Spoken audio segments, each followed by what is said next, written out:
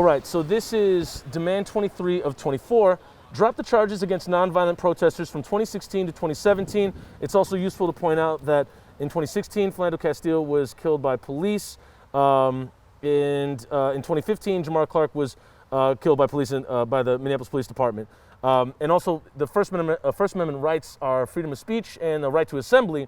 And this demand is asking for to drop the charges of nonviolent protesters in 2016 and 2017. What does that mean, and what does that set the precedent for protesting down the line?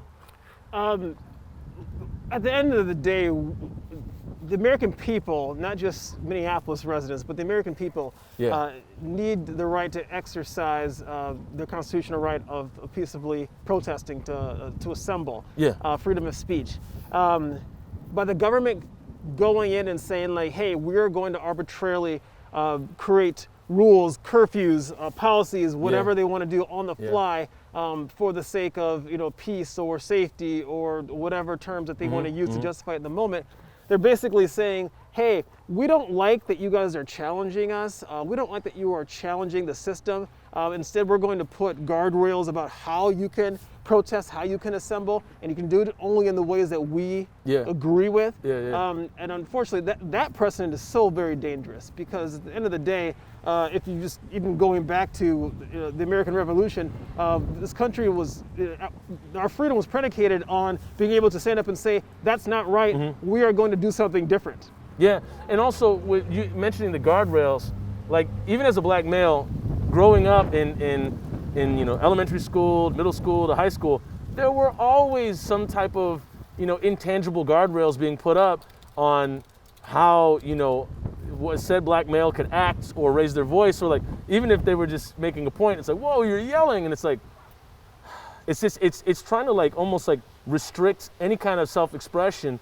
And when it comes to the public, we're talking about, we don't agree with what happened. We should be able to non-violently protest, or aka peacefully protest, and not be persecuted or prosecuted for it, correct? Absolutely. In fact, I laugh. I frequently see on social media posts this correlation between peaceably protesting and Reverend Dr. Martin Luther King. And they oftentimes will say, well, why can't they protest like Dr. King did? And what they fail to realize is, even then, the approval rating of Reverend Dr. Martin Luther King was extremely low, especially among the white Americans. And so, but the end result was, okay, we've made a lot of progress in civil rights. A lot of the voting policy changes, and so now they're looking at Dr. King as a hero. But let's admit, in the moment, he was the villain. So here we are today, protesting. Again, certain Americans want to see protesting look a certain way, and they want to look the way that they see it on in the books or in documentaries, but not as it really was, which was a very disruptive, disapproving, and sometimes even a confrontational way to bring awareness and drive change. It's also wild to believe that there are still charges being pressed against protesters from 2016 and 2017 for being outraged or expressing pain for what happened to Philando and others down the line. I mean, it's not just limited to those folks, but that was a very poignant time when that happened. And I feel that dropping the charges would obviously it would set the precedent to say, hey, this can happen.